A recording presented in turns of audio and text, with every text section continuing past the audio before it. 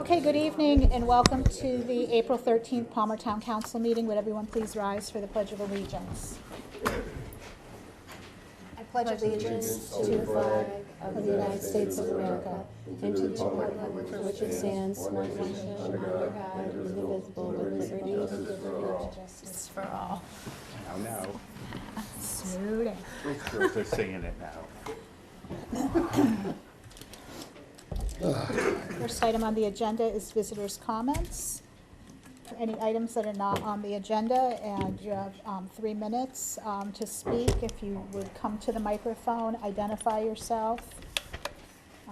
Anyone that was wishing to speak tonight. Ruth?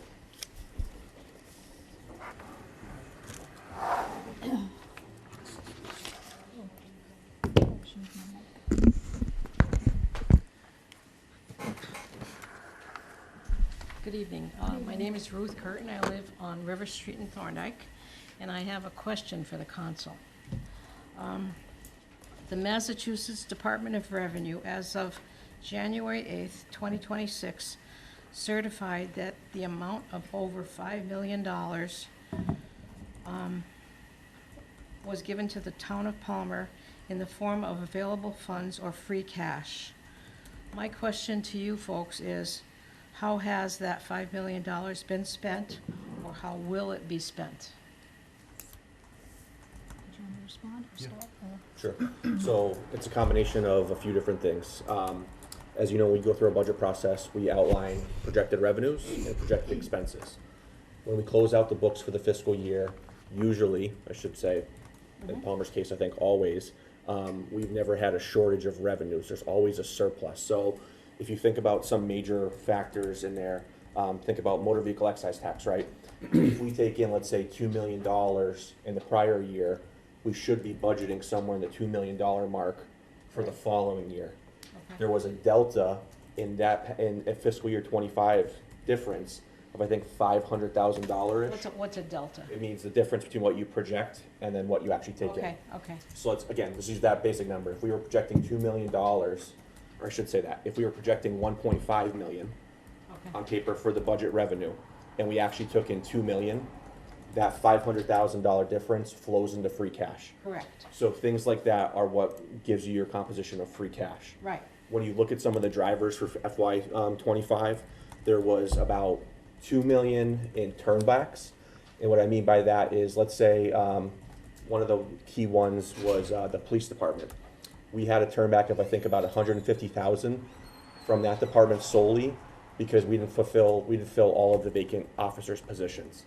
You could go through the list of, like, recreation, for example. We had a vacancy in recreation. We probably turned back $30,000 to $40,000. When you combined all of those were in the $2 million range as well of turnbacks from the entire town. I believe the school department turned back X amount of dollars as well. So when you look at those two, that's what gives you the 5 million total. Some outliers, though, that you see a lot of towns have higher free cash than normal are some of the interest accounts that are getting phenomenal interest right now. I would not want to recommend to the council we budget that full interest amount, because if interest rates slash dramatically and we projected, again, let's just use $500,000, that line item now came in 300, we have to find behind the scenes the additional 200,000 make up that difference. All right. So that's why you see it's an anomaly year. And if you were to look at the factors behind that, and again, I think we talked about this, I think, quickly in budget subcommittee as well, because when we build our budget, we look at last year's revenues, that what we took in for actuals to build out. It's actually 2 years behind because you can't look at the year you're in. Right. You can look at trends on it, but it doesn't give you the full picture because we start in November or December. So you can look at trends on that, and then you make your adjustments. One of the other factors on there was the marijuana excise tax, right? They were newer. We have 3 that are open now, but at the time, in fiscal year 25, I think we budgeted $40,000. That actual dollar amount came in for 120. Again, additional revenue higher than what we anticipated that we've now caught up. If you were to look at our budget for this fiscal year, I think we budgeted either 120 or 140, which is right on the nose of what we took in the prior year. So yes, I don't know if that answers your question. That's a general rule of thumb of how free cash comes to be. Yeah. I mean, it sounds like the $5 million is a lot of money, and you were told that you had it in January. Yep. So normally, does the town look at that as extra money that they can spend, or do they hold back some of it in anticipation that it's gonna be So, yep. as large? So you referenced DLS, DOR when you started your comments. And so DLS recommends that the town maintain 5 to 7% overall of free cash in our reserves. So Okay. basically a rainy day fund. So that 5 million on an almost $50 million, we're right around 10%. Right. We do use the free cash to fund our capital budget. And that capital budget is funded during the budget process each year, which is not unlike a lot of communities when they have their annual town meeting. Here we don't, we have town council, but we'll be putting the budget together now, which will include a capital plan or setting money aside towards certain capital expenses. And so to maintain 5 to 7%, if you're going to maintain something and you want to spend it, you have to generate more than 5 to 7%, or you'd have nothing to spend. So we have historically used free cash to fund our capital improvement projects, our capital improvement budget. We also use free cash to fund the snow and ice deficit every year, which we haven't been given that number yet, but I would venture to say it's probably about $300,000+. And so it'll go towards that. And over the course of the year during council meetings, sometimes you'll see that we take votes for various vehicles or different things like that. Those type of things can come from free cash or any shortfalls in an operating budget. So to answer your question regarding how we've spent the bulk of it, no, we have not yet. We will be spending some. But we also have been very aware as a town council that we have a lot of capital needs in this community. And so we are being very conservative with what we spend. And we are putting money aside because we know that there are a lot of big ticket items coming up.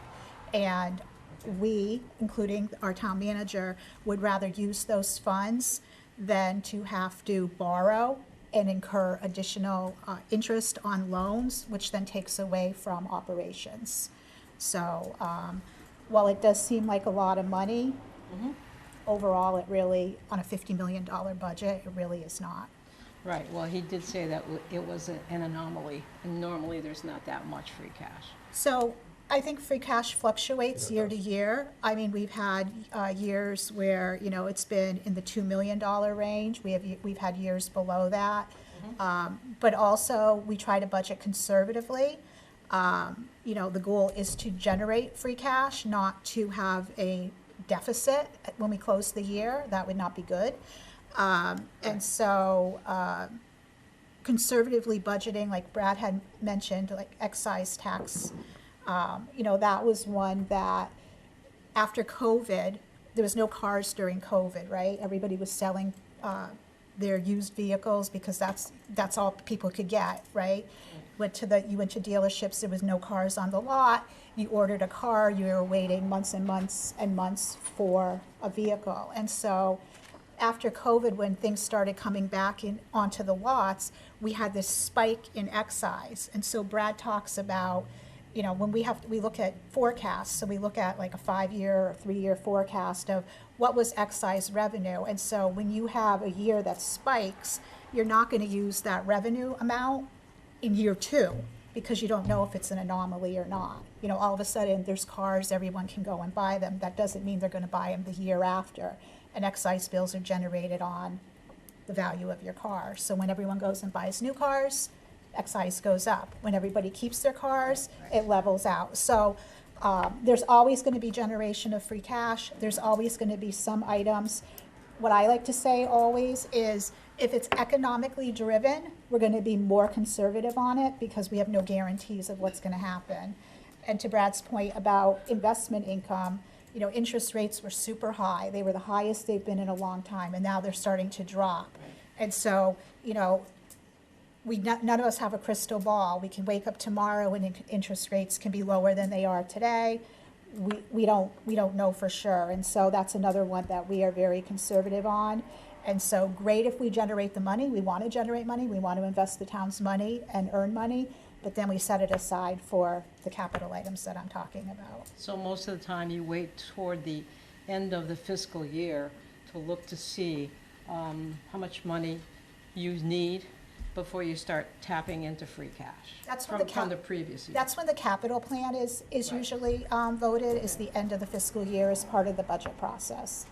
But from the time that it's certified, we can spend the money, and then any money that we don't spend on July 1st, that money closes out, or on June 30th is the last day to Right. spend it, and then it gets recertified the following year. So if we didn't spend all the money, which we're not going to do, because we're going to try to maintain a Sure. level of money, that money closes out, and then it gets recertified, and then anything new comes in. Okay, I just No, thought- I want to add one more thing. Yeah.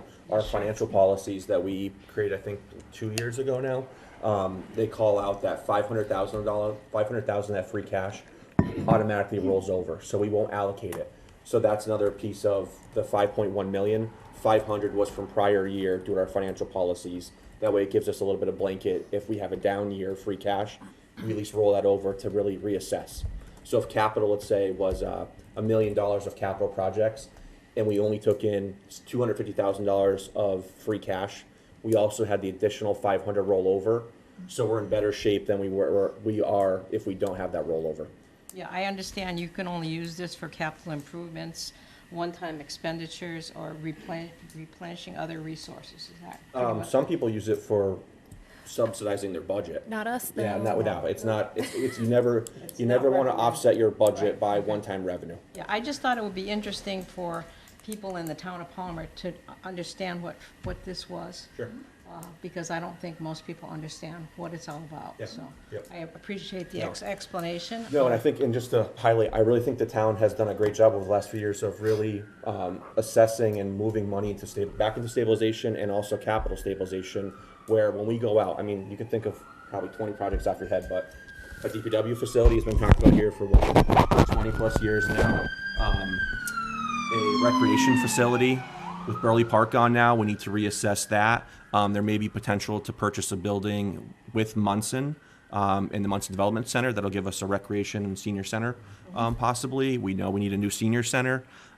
So again, those are all projects that this money can be associated with and pushed down or used so we don't need to take out a larger loan or ask for a debt exclusion.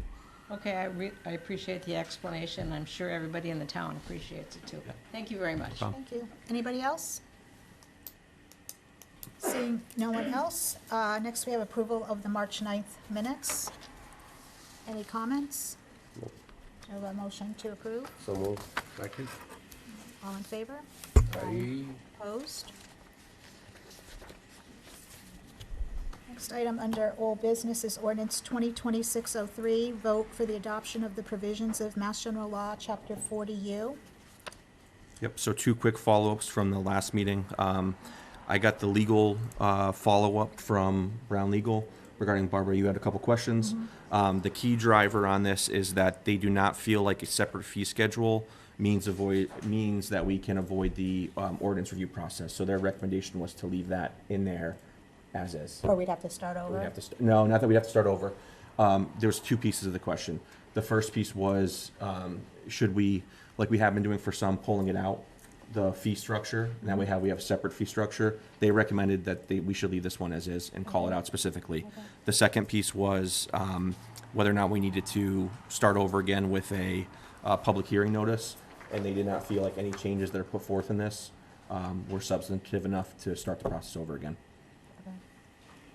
And the last change on this from the prior meeting is we took out the revolving fund. I know there was discussion on how to actually fund this program, and after discussion with legal and DOR, it's recommended to increase our revenue projections and add a budget line into our expense lines to offset that. So then again, rather than create a special revenue fund that has to then be reappropriated by council, this would be approval during the budget process for a certain limit, and if we needed more funds for whatever reason, let's say the account ran short, we would go request transfer from the council. So if we wanted to do a special revenue fund down the road, would we have to put that in, language in here? I don't believe so, no. Okay.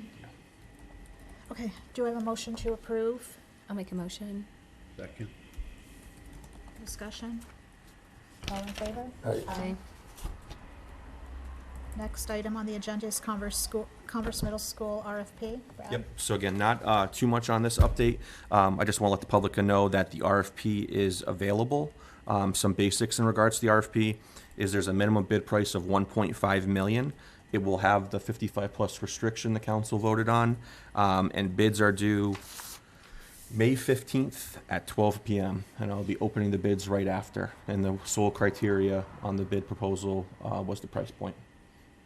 So obviously I have to go through to make sure everything, everyone filed the appropriate non-collusion, all the paperwork behind it, but the bid solely is based off of the highest bid amount. So exciting news. We will have, try to get that turned around within 15 days award. And then by, part of the bid was we have a 30-day window for a purchase and sale to be executed and close. So we will beat the July 1st mark as of right now. Any other old business? Okay, first item under new business, we have an appointment to the Palmer Redevelopment Authority. Brad? Yep. So in the packet, you'll see Paul Hennick put in an application for the Palmer Redevelopment Authority opening. This one will have a term ending 6/30 of '28. Okay, do you have a motion? Make a motion. Is there a second? Second. Discussion? Is Paul here tonight? Hi, Paul. All in favor? Aye. Welcome aboard. Do you want to come up for a sec, just so people at home and everyone can see you, and maybe just let us know what interests you in serving on the TRA? Yeah, absolutely. I moved here about a year ago with my fiance, closer to a year and a half now, from Eastern Massachusetts. Love this town. I think it's beautiful. I actually grew up in a really small town when I was younger, and then lived in the city my whole life. So now I'm 41, back in the country, and this town reminds me of where I grew up, my grandma's town, and my fiance is part of the PRA, and she's had great experience with it, and I just think that I'd really like to give back to the community, and try and put my best foot forward, and just see what it's all about and see how I could help everyone. I just think I could bring a fresh set of eyes, and very open to helping out in the community. Great, sounds good. Well, welcome aboard. Thank you. Glad to have you. Appreciate it. Next, we have Resolution 2026-21, which is to appropriate 1 million, yeah. Easy does You that, wish. Easy one. $1,416 from the Code Enforcement Special Account. And let's see. So, Bill, do you wanna come up and explain what you're looking for? So as you know, last year, last fall, we hired a local inspector. So we did carry money in our budget to cover building code issues, like buying code books and whatnot. And the local inspector that we hired was not currently, well, he is now, but wasn't certified. So we paid for some of his tests, and we had to buy a bunch of books that were. So I originally had one seat for Upcodes. So Upcodes is a digital access to pretty much all the building codes. It gives us the ability to use AI to search codes, and it saves us a tremendous amount of time. So with the money that I spent last year or in this fiscal year for getting our local certified, I'm requesting this money to cover for the 2 seats for Upcodes. Okay. What do you mean by 2 seats? So each person, anytime you buy software or anything like this, you get a seat. So it's one person is a seat. One person can use it, you're saying? Right, but because there's 2 of us, they won't let you share the credentials. So each person has to have their own seat. Yeah. Okay. It's the same that Yeah, way I with everything you buy understand. It's all Norton's, about- you buy. It's all about the money. But it's a valuable tool for the building department, and it truly does save us a tremendous amount of time. So would this eliminate you actually buying the books, or would you be buying the books also? So we've bought the books that we had to for the 10th edition. So the code books that I'll need to buy next time won't be until the 11th edition. So yes, that will reduce some of the costs that for this next fiscal year. Okay. Do we motion? I'll make a motion. I guess, one last I'm question, sorry, I'm Cheryl. sorry. No, you're good. Why is there the need for 2 seats? Because there's 2 inspectors. Okay, So each of us needs to have them. I have Right. projects that I'm Yep, yep. working on, and the local works on his Okay. own projects. I was just unaware. Thank you. Anything else? I'll second the motion. All in favor? Aye. Opposed? Thank you. Thank you. Next, we have Resolution 2026-22, which is to authorize $7,375 from free cash for door replacement at the Regional Animal Control Facility. Nicole, you want to come up and talk about this one? Hello. Hello. So one of the needs that were identified the last time we had the state go into the facility was the need for better doors and trim. The current doors that are there are damaged or in some rooms non-existent. Having been at max cap more often than not at the facility this year, we identified that as a project that needs to be made a priority, especially with the potential for spread of disease like parvo, and then potential for injury to the animals.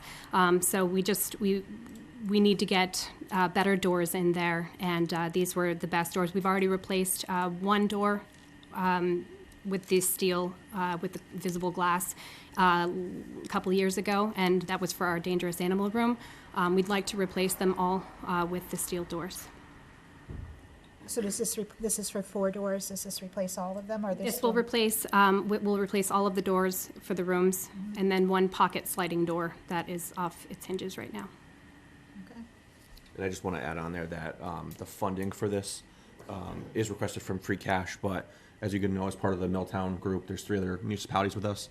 We closed the books last year with $9 or $3 short from what our request is. So that's $14. 36 instead of 75. It was Yeah, it's- 61 it's- instead of 75. Correct. So it's $14 short from the request. So all I'm saying is it's only $14 in addition to what was closed out from the entire ACO group. So it's really not much of an ask from us to fund that. I find that quite remarkable. What is that? It's that amount. How close it is. So I saw that the quote was dated March 12th and has a estimate. Says that Only the good estimate's for only 20. good for 20 days. Is this still an okay estimate? I want to say yes, but Todd, you might be able to answer that better than me. Yes, I've been working. Todd, can you come up, because they can't hear you at home? Yes, I've been working closely with this contractor on other projects that are going around town here. I can assure you that he will stick to this price even though it's outside the 20-day period. Okay, thank you. That's my only question. Is that the only bid we've got? Was from one guy, and if so, why? No, I have, I reached out to approximately half a dozen contractors. I had 2 contractors show up but never wanted to give a price. And I had at least 3 to 4 contractors that I have called and nobody ever returned calls. One of the contractors did say that he wouldn't be interested in the job because it was prevailing wage and he already pays his guys enough and doesn't need to pay them more with the amount of paperwork that's involved in doing this for a one-day job. That's fair. Anything else? Yeah, well, you know me. I just thought it was an awful lot. $7,000 for 4 doors.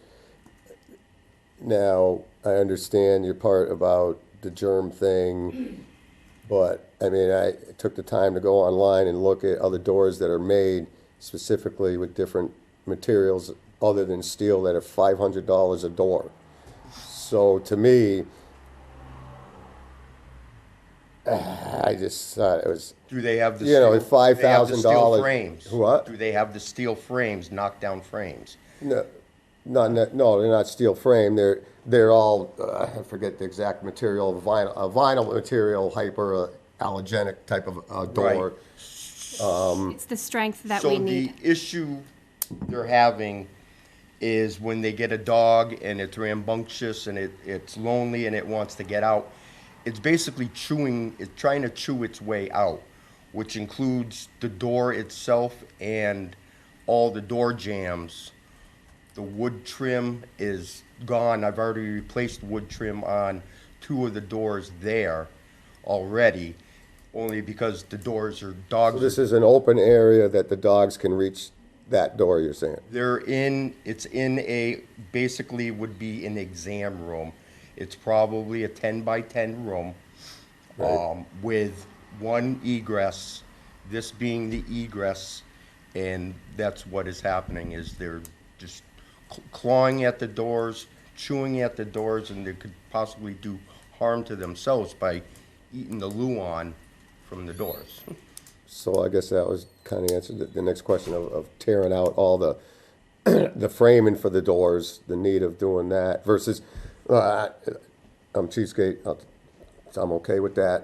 I'm the type of, go to Home Depot, whatever, pull your 2 pins out and slap a door in there with the window with the hyperallergenic and be done with it.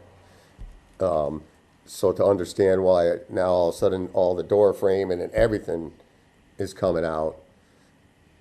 They'll chew what So they can reach. You tell them they're gonna be putting in metal door framing. Correct, similar to what is here. Right. But with I believe it's a 16 by 20 tempered piece of glass.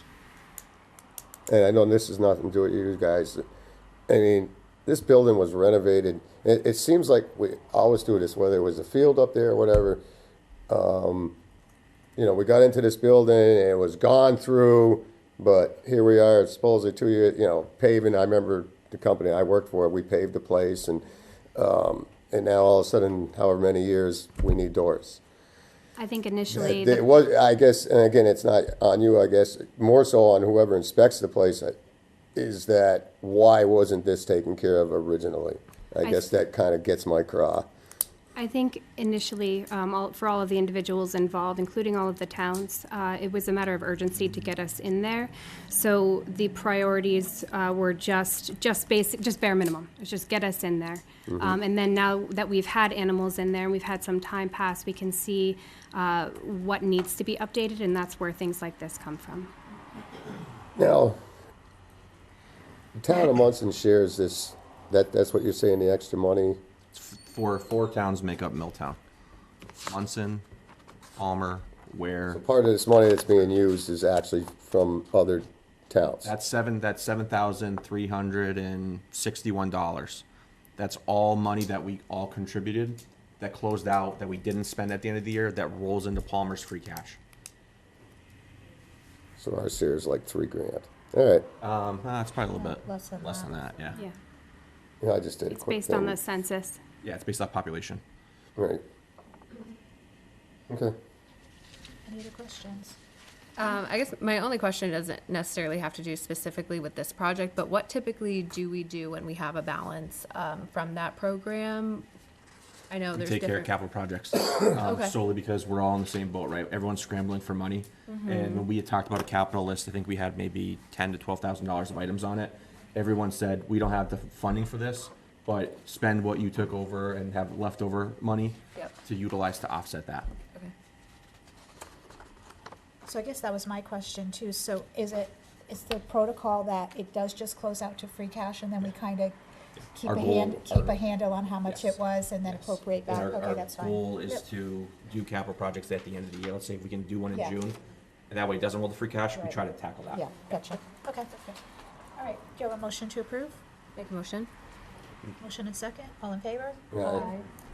Thanks for the explanation, because originally I was a no vote. Understanding. Put this into our pocket. Phil, we got a couple dogs for adoption if you're interested. Yeah, right. What kind? I don't know. We'll have to Lucky the wife check lets me with Cole. stay there. Okay, the next I'm item, not bringing a dog home. the next item on the I've agenda had one of those is- once. It tried to kill me. Yeah. Thank you. Okay, the next item on the agenda is Eric Duda, the superintendent of Pathfinder Regional Vocational Technical High School. Welcome. Hi. You can do whatever you want. Thank you. The PowerPoint's loaded, that's perfect. I'll take a little bit of time here, but I'll try not to be too much.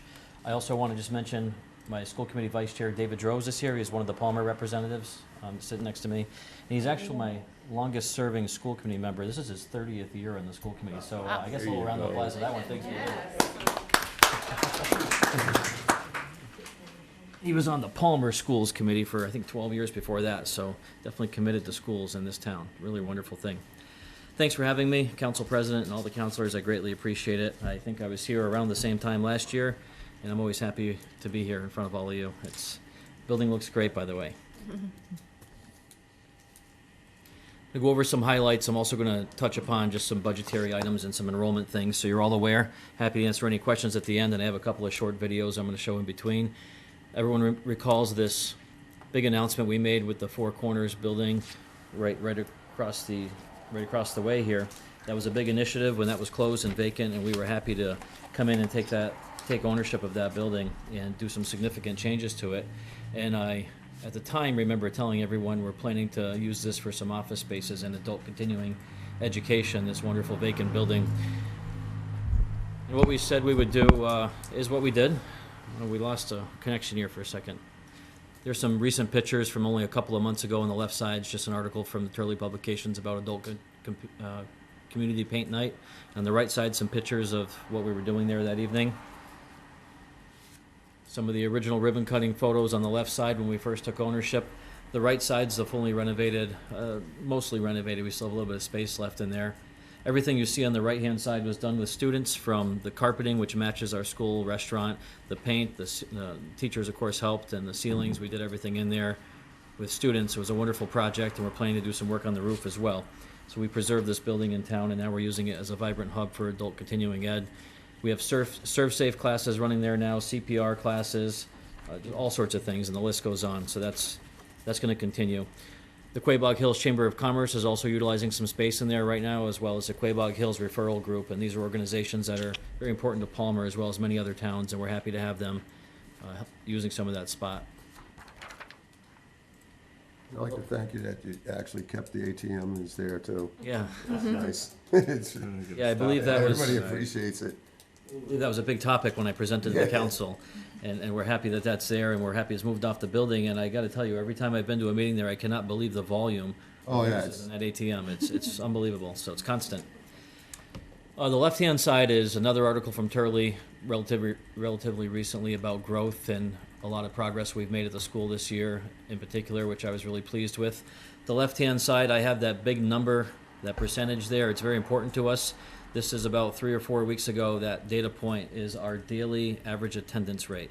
And I think that speaks volumes about what we're doing in that school building, the fact that our kids want to be there. 95.1% is our average this year for daily attendance. Part of that is this is the third year right below that we're a cell phone free school. I was just at Big Y the other day, and I was in line, and somebody was in front of me talking on their phone, and then somebody else grabbed the phone, and it can be very distracting. We're training the students at our school to make sure they understand etiquette, professionalism, when to use a phone as a resource, when not to, but part of it starts with focusing on their education. That's been wildly successful for us. This is the third year of that. We also recently, you're going to see more about this in a minute, unveiled expansion plans. This was publicly released on October 3rd. On the left-hand side is another Turley article. That quote, I think, was a little off, but we'll go with it. It was referring largely to the assessments for towns, that they would not be impacted with taxes, and they were not, as you will see in a minute. The right-hand side is Representative Smola, Representative Saunders, myself, Senator Durant, Senator Oliveira.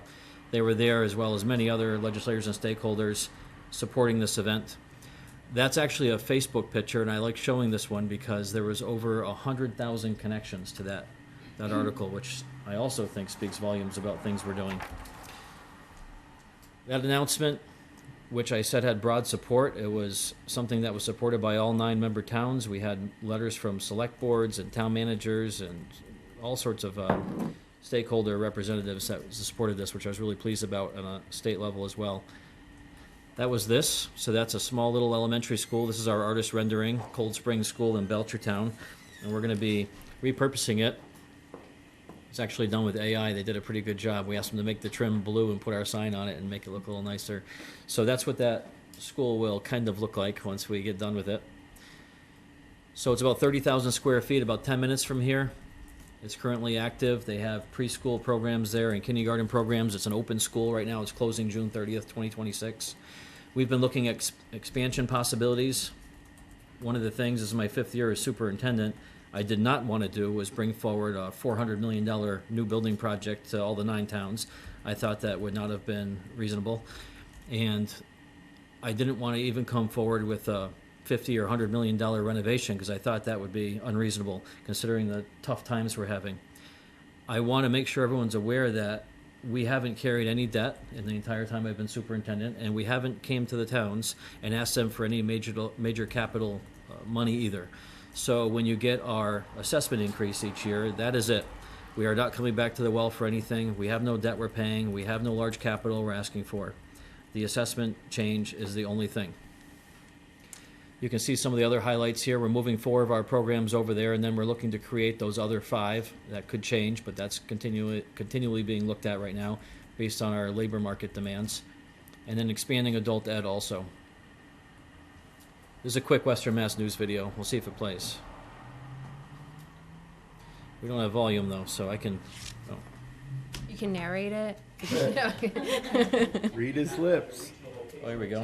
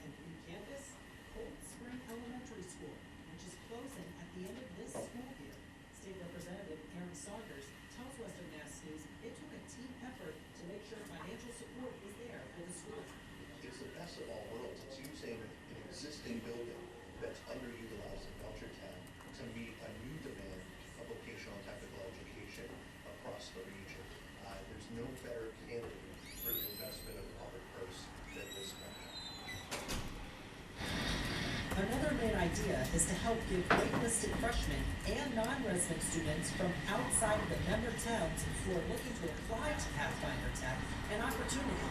At least 150 new seats combined will be available in both buildings. The school in Belchertown would also allow for expanded offerings in adult continuing education. That'll be rapidly done in the summertime, and we'll start shifting those programs immediately on July 1st, and we'll get those moved. And then we'll grow some of the others. Duda says students are excited, and he is looking forward to seeing them begin this new path. We see you, we heard you, and we're solving a problem. You're going to have a beautiful school building that's branded perfectly, that's an absolute hub for education, and it's going to be gorgeous. The school plans to apply for the CTE Capacity Expansion Grant before the October 30th deadline. No matter what happens, the new Belchertown campus is expected to open on August 26th of next year. In Palmer, Matt Price, Western Mass News.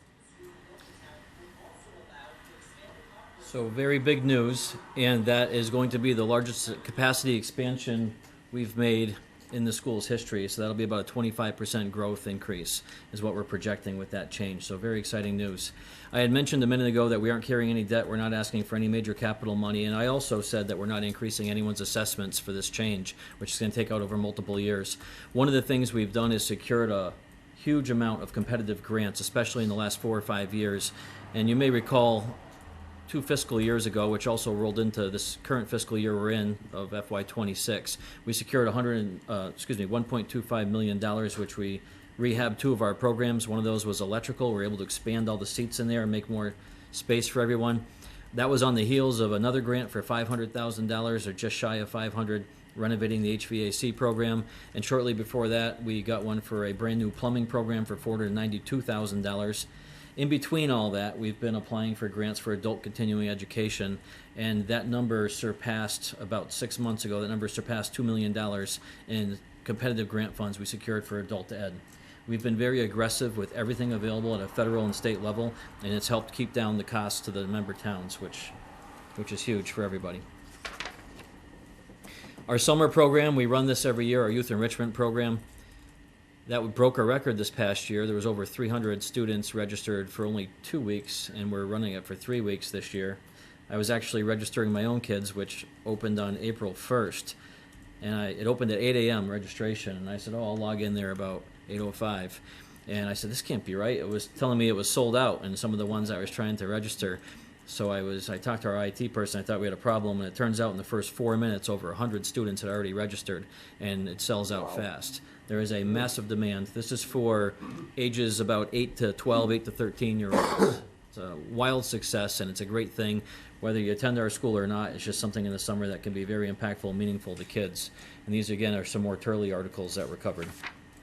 So that's some of the recent news I wanted to discuss, and I'm going to jump into a few other items here. These are a couple of graphs showing our in-district enrollment and required spending. So this is in-district enrollment. This is the foundation enrollment. So on the left side, you can see over the last 5 years that our foundation enrollment students were financially responsible for, and this is not counting choice or out-of-district students. It has ticked up significantly. That's been purposeful on our part, and we've made more space for member towns, including Palmer, to have space for the student that desires to be an electrician or carpenter or whatever it may be. On the right side, you can see those bars where the required district contribution, the gray piece of those, has increased. Very important. There's a required minimum. I'm going to show you a chart on that in a minute. That's gone up. And then, of course, our foundation budget in our Chapter 78. And if you look at those 2 bars there, the required district contribution and our Chapter 70 state aid, they make up the entire foundation budget, and that's how that works. So they've increased to a proportion, and that can be relatable to the enrollment. This next one I wanted to show because I've discussed this a lot in public, and I think it's important to look at it on a graph. And this isn't, it's surprising to see this next chart I'm going to show, but it's really not going to be a surprise to anybody, including just some people I was speaking to tonight about enrollments. This is a K-12 enrollment from 2012 to now, about a dozen years for the 9 towns we serve. That's the reality of what we face right now. Only a dozen years ago, there was 10,392 K-12 students in these 9 towns. That includes Palmer. And now there's only 8,050, and the number continues to drop. Very, very alarming. So when you see the Pathfinder Tech enrollment numbers ticking up, it's extra important to pay attention to how that's happening, because it's not like the market pool got bigger. Our market share increased, but the number of students is down over 2,000 right now. It's incredible. So we're looking at a more than 20% decrease in a dozen years, and our enrollment's not seeing that. We're seeing a higher demand, which is a positive thing. I have to remind people sometimes that the Pathfinder Regional School District is yours. You own it. You have 2 school districts, and when I go on the Town of Palmer website, I click on schools, and it drops down to Palmer schools and then the Pathfinder Regional School District. It's a great thing. If you live in Palmer, I heard this gentleman speaking before. Thank you for stepping up and being involved. It takes people like you to make a difference. If you or anyone you know as children, they have the benefit of having the wonderful Palmer schools at their fingertips. They can decide to stay there, and the wonderful Regional Vocational Technical School at their fingertips. And both schools are outstanding, and you get to pick. It's really a great thing. Next thing, this is 5 of the towns, the ones that are not regionalized, and I wanted to show just those. Kind of interesting, kind of important. The other towns, we have 9 towns. 4 of them are not shown because they're in regional districts. The left one's Belchertown. The next one over is Palmer. So that's, again, that same correspondence, about a dozen years, 13 years there.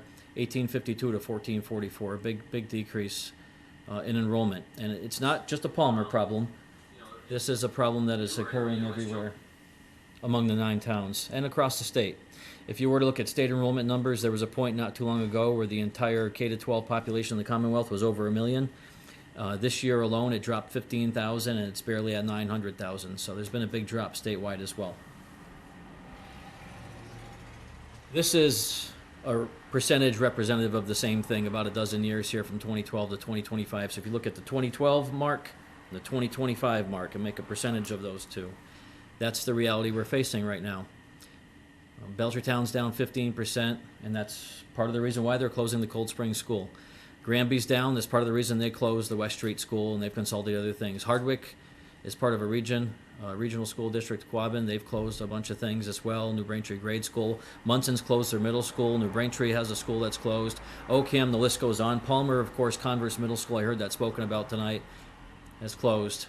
And you have others in the similar situation. But that's the reality we face. Those numbers are unbelievable. I've looked at these numbers from across the Commonwealth, and in Western Mass, it's of particular concern. These numbers are hot. And in the Pioneer Valley, even a more concern. So we are literally living in a big problem here when you see this. If we don't decide to not do things the way we've always done them, we have to consider change. Budget challenges we face this year, like everyone else, health insurance is a problem. We didn't get the change quite to the level Palmer did, but we had a 9.83% change. Last year was a 16.92%. I mean, add those together, they're budget busters. We had a 12.7 in retiree. You can see that change there in dollars. 10% in busing, 12% in non-employee insurance. The busing increase did have some from Cold Spring, but we did not put that in the backs of the local 9 towns. I'll explain a little more about that in a second. But those are some of the challenges we faced. I presented this already on March 11th. All 9 towns, representatives from everywhere were there, from finance members to town managers. Phil Hebert's the council liaison. He was in the room. This is one of the slides I showed that evening. So our total increase percentage-wise is 4.98 this year, but our assessment increase to the 9-member towns, which is a very important number to look at, is 2.27%. So that's the overall increase, 2.27.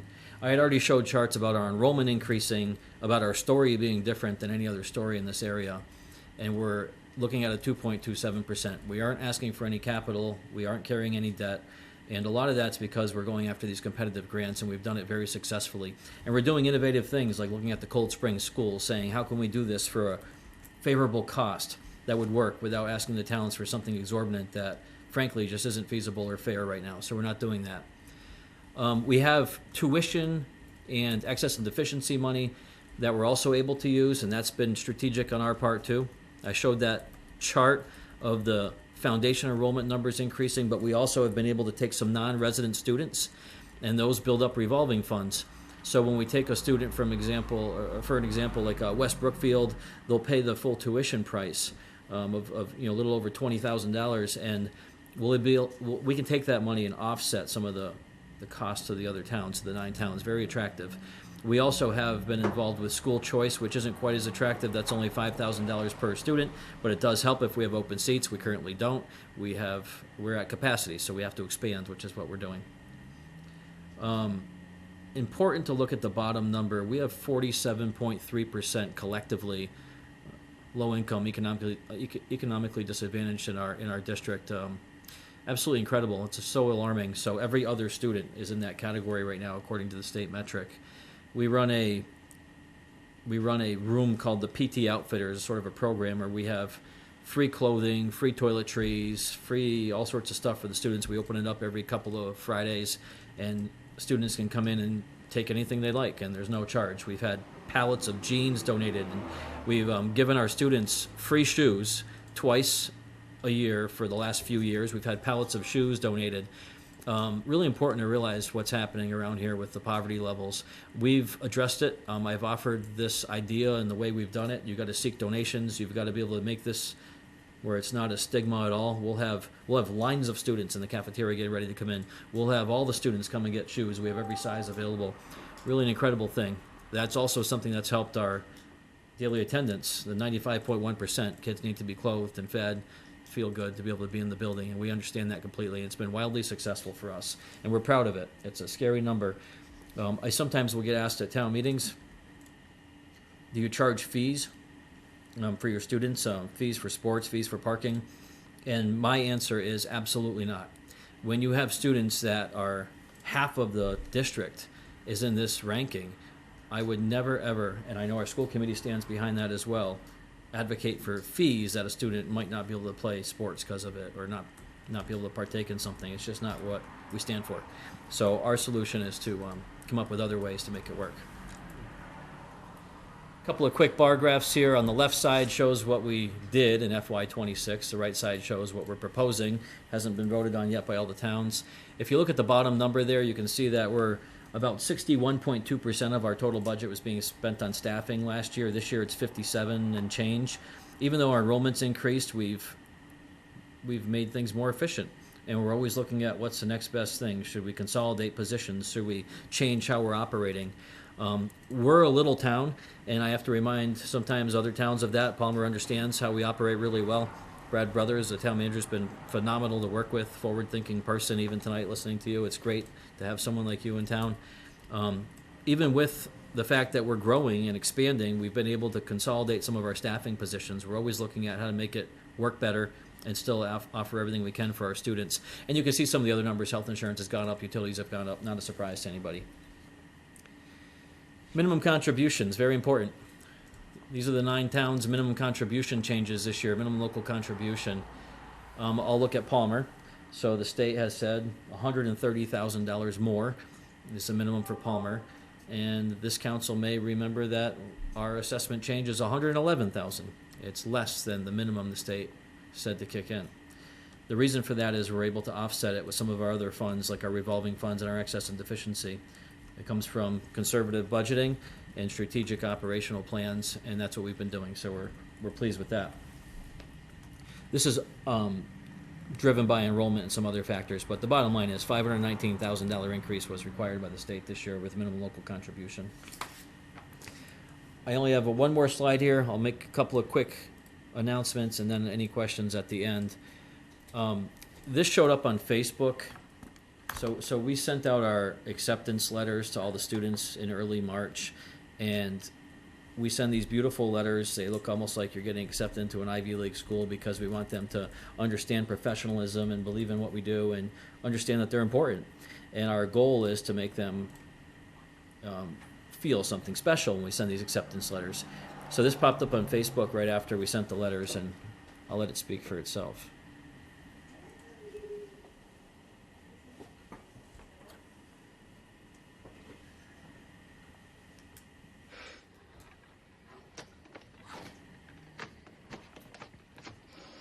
Who's it from, Cal?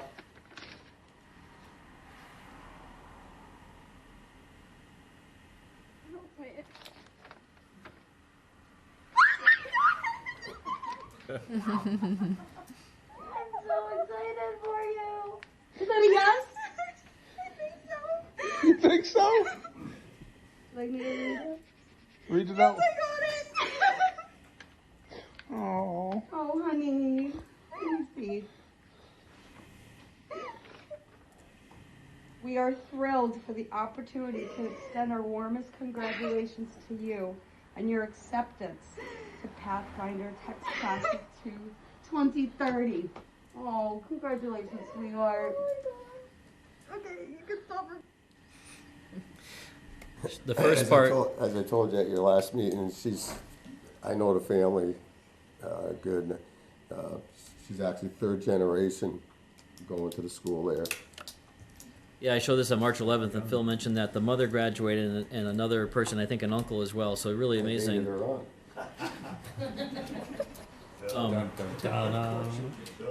I wanted to share that video because it's such an easy why. That's why. Imagine telling that same student, no, we don't have a seat for you. That student's from Warren, but those same stories pop up from Palmer, and that's part of the reason why we're doing this expansion, because we have students that we have the demand. We have students that want to be a part of it. And the new lottery, so there's new admissions, if everyone doesn't know, it's students are entered into a lottery now instead of doing it through qualifications. State laws changed, so we would have had to take students and just mix them into a bucket. And the solution we had to solve that was to add more seats. And our school committees backed this, and the Cold Spring plan backs it. So when we have, again, those students in Palmer that are multi-generation that want to attend or for the first time, we're going to have a seat for them, and we're proud of that. I have two announcements, two things I want to make, and one announcement, I guess, that the council I wanted to hear first. I thought you would be really happy with this because of a connection that happened right around this table. The first thing I just want to mention is that we are incredibly grateful for the relationship we've formed over the Legion Field arrangement. Using that football field has been huge for us. The size of our football team is through the roof. 70 kids, 80 kids will sign up to be on it. We don't have field space. It's one of the biggest problems we have. I added that to the master planning questionnaire for the town, but we were able to use that. We pay rent for it. We pay for fertilizer. We're happy to help and collaborate more with however you want on that field. And if we can do more things there and we can make it so the town's paying less and we're doing more for you, please reach out to us. The lights weren't working. We had our electrical teachers and students go there and got them working temporarily, and then we were able to put a small upgrade on it. It needs a bigger upgrade, but we're able to help, and please rely on us. We're looking to continue that partnership, and again, we're happy to pay rent. We're happy to pay for usage of the field, and we really appreciate it, and we'll take care of it. Some other quick things. We did some upgrades recently in the town hall here. I know the building department was kind of struggling trying to get the electrical work done at the end, and some of the walls they were building and reconfiguring, we jumped right to action and came within a week and did it with students. The Palmer ambulance closed, as we all know, and the Palmer Fire Department started with an ambulance service, and I was so pleased that anybody did that ribbon cutting, because guess who got the call that we need to retrofit this ambulance and get it working as fast as possible? We did. And our answer is always yes to the town of Palmer and any one of our 9 towns. We took the letters off and we did the upgrades and did everything we had to do. That's how they got into service so fast. The emergency trailer for the town of Palmer, same thing. That just left our school. They needed all cabinets and shelves and all put in, and we're happy to do that with kids. If you can think of something where we can help, we're all ears. The announcement I wanted to make is, with all the revenue I mentioned about grants, and with the wild success we've seen with adult continuing education, we're bringing in a lot of revolving money in that right now. And that revolving money is able to offset some of our costs. And I'm, again, letting the council know first tonight, we're not going to charge the Palmer Youth Basketball Association anything, $0 next year. And that's just a small appreciation from us, because you helped us with that gym floor and made that possible, and we don't forget that, and I appreciate it. I don't forget it. You guys stepped up $50,000 of ARPA money and made it possible for us to do a gym floor, and the Palmer Youth will not have to pay for that this year, which we've always been reasonable with. So $0. If they're watching, they'll hear it tonight. Otherwise, yeah, we're happy to do it. Questions? Anything at all? I got a little one, Mr. Duda. The education that you're gonna have at Belchertown, and you said that they can go out of community, that not part of it. Can someone like from Stafford or Enfield attend it, or? Not out of state. Not out of state. Yeah, there's no arrangement for that currently, but it's a good question, because I have looked at like Stafford. It's so close to us, and just to be clear, Carl, and to all of you, that campus isn't the only place that you could come from out of the 9 towns. You could attend our school district. We already do it now, and we're just making it so there's more seats. Yeah. But out of state's not something we currently do. Okay. Thank you. Anything else? Am I allowed to ask a question from the floor? Not yet, thank you. Can you talk about, you highlighted it quickly, but with the expansion of seats now, what's the impact on Palmer's wait list? Yeah, we are not going to turn anybody from Palmer away. And there wasn't a huge wait list. Well, the number you saw, there's 22% enrollment drop. But no one from Palmer is being turned away this year. So that's how that'll work. All right. Do you anticipate the summer program staying in Palmer? The youth enrichment that we're doing? Yeah, I do. We might also run a version of it at Cold Spring, but yes. We're planning to treat this as sort of our main hub, and that's going to be the expansion area. Yeah. So if anything, you'll maybe look at adding on programs, especially if there's the... Potentially. Yeah, okay. Yeah, I will mention the town of Belchertown has really stepped up in a big way and is collaborating with us on everything. And when they saw us renting field space, for example, and we needed more field space, they literally just secured a field for us a few weeks ago for baseball. And so they're working really well with us, sort of like the town of Palmer, and we're happy to work with both towns. Okay. And then can you go back to the K through 12 for all of the school districts? I had one clarifying question. I believe that number includes the students you take from Palmer. This one here? Or? Nope, go forward one. That right there. if you're looking at that, right, that number, well, do you actually have you have this broken down by school, correct? Or by town? By school district, yeah, which is town in that case. Can you forward it to that one then? Is that what you're looking at there? Yeah, I think it's one Go forward, back a little sorry. bit. That's right, no, that's right. You see, wait, wasn't the foundation one, was it? No. So it was either this one here, which is K to 12. This one had specifically numbers for each sending district or sending town. Yeah, I think I only had that in percentage here. Yeah, does that not look right? No, it's not that. It's the number that you had associated with Palmer was like 14,000. When you showed from 2012. Oh, yeah, that was on this chart here. So that, you could see the 1444 there and the 1852. Okay, yeah, that's the towns that, okay, they're small. This number for all those towns, that includes your student population that goes to Pathfinder, correct? So that number is the October 1 certified number from each of the superintendents. And that's a good question. I believe, because I can just say the number I have for Palmer on this is like 12,000, right? But when you factor in parochial schools, Pathfinder, school choice out, that's probably how you get that number. Yeah, you're correct. Yep, that's the total. And sometimes the number will get questioned, and I'll show the sheet that has been signed by the superintendent of the town and certified by the town, saying, it's not our number, you gave it to us every October. But yeah, that's correct. You're right. So I think like if you go forward one more now, I think. Sorry, playing musical chairs here. Next one. Maybe it was back. Yeah, it was back. We'll go back. It's all right. No problem. I can click all day. I just think this is important to note that assuming you're using the same metric as that. It is. Even though this shows 8,050, it's even less than that because that doesn't even include students who school choice out, Pathfinders, homeschool, exactly. So I just think that's important to note. Yeah, that's a really good point. I'm glad you brought that up. So. With the expansion to Belchertown, so how many additional seats does that make? Our plan is 150 over 3 years. On year one, it's we're still trying to iron it out because we're doing like these rapid renovations over there. But our goal is 150 over 3 years. That's our goal. Okay. And then, sorry. Go ahead. Oh, sorry. No, Yeah. go ahead. So this year directly, there might be a handful of Palmer students attend that was higher than the previous year, but maybe not. I mean, the number is down each year, so maybe not. But. And so will that school be used for everything? And so it's just like, so instead of coming to the main campus, you'll be there, or will it be depending, like you had talked about, like adding additional programs and different things like that. So which way is it going to be? Like, so if you're in whatever the program you add, it's either going to be here or it's going to be there always, or how do you? Yeah, no, it's a great question. So what we're doing is we're moving 4 of our current programs that are currently open right now over there. So we're going to have about 100 students in there next year. So health assisting is moving over there, electronics, CAD, and hospitality. And we're also starting a new medical assisting program there. And that's all that'll ever be there. So about 100 students will always be there. Then with the space we free up on our main campus, we'll create academic classrooms because we'll need more academic space. And we'll create potentially some of those new programs.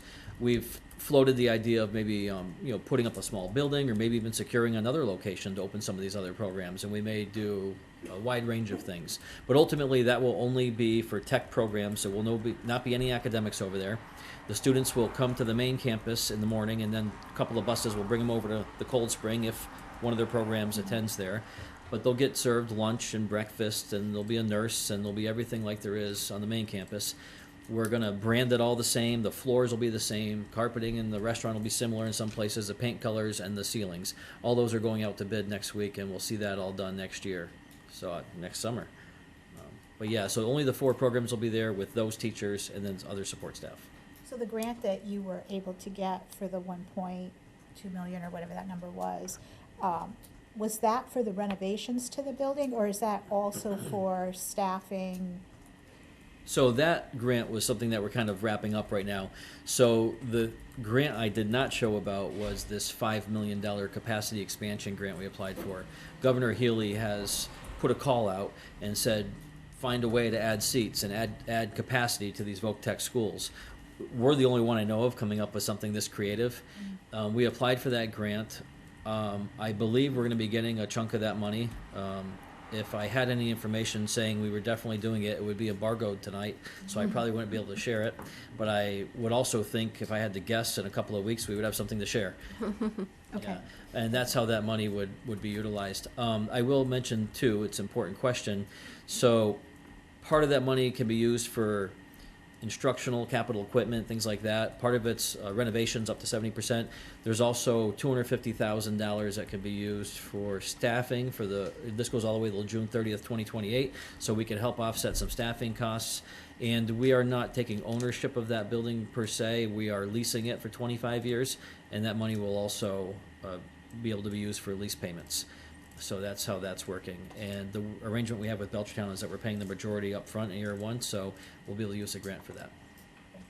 I think my questions kind of piggyback off of where Barbara is going as far as it's really great the work that you're doing, and I think your leadership has been so transformative for Pathfinder. It's been amazing to see, how the district has moved along over the past, the time that I've been on the council under your leadership. And when you talk about, there's no debt and there's no capital expenses to the towns, and, you're using excess and deficiency funds for certain things, including, offsetting our assessment.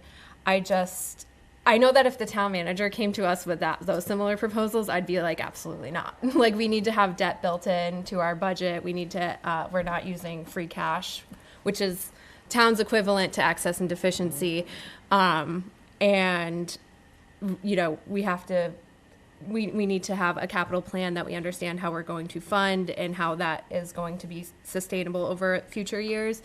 So I just, and again, I trust that you and your team seem to be doing a lot of great work on the financing side, but I just hope that we don't find ourselves in a fiscal cliff situation in the next, even if it's 5-10 years out, just making sure that there's some sort of plan when grants run out, and potentially, maybe there's no grants that are backfilling.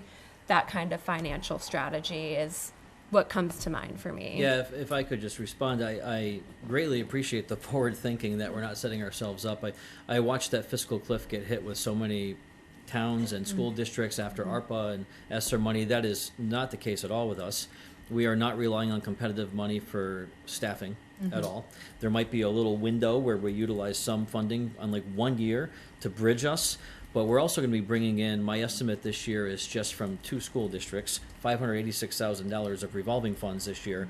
We're not even going to deplete anything that we're potentially going to spend because we're going to bring in higher numbers of revenue. And the town like West Brookfield, I was presenting to their select board about a month ago now, a town like West Brookfield doesn't belong to any regional vocational technical school district. And they are thrilled to have their students attend with us. And they're currently paying a per pupil rate, and that's offsetting everyone's assessment. So this isn't something that's going to dry up the way we've modeled it, and we've built up the revolving reserves and E&D money. I greatly appreciate what you're saying, because I've watched this happen in other cases. It's just not how it's built with us, and it's not going to happen that way. And you have my word, and I have maybe 20 years left as super, so you can call me out anytime. This is my 20th year with the district, by the way, so I'm committed. That's great. I guess my other question related to that is since there is expanded another building, expansion of seats, is there opportunities to bring in other schools like West Brookfield or other towns, I should say? Right. So the last 2 towns that joined were Oakham and Warren. That was about 15 years ago now. There's a possibility that other towns, it may be smart to have them join. It would require all 9 towns voting on that. So we run simulations of what that would look like and try to calculate whether that would be what the best thing is for the other 9 towns or not. And then we also say, is that the best thing for that town? And time will tell if it makes more sense for them to pay non-resident tuition or if it makes sense to join. And then we'll consider whether we want to propose it. Our school committee is made up of 12 members. As I mentioned, Dave is our vice chair. And when the time is right, I'll either propose to them someone can join or not. Right now, it doesn't make sense to do that. It makes sense to do what we're doing. Okay. That's what I have for questions. Anybody else?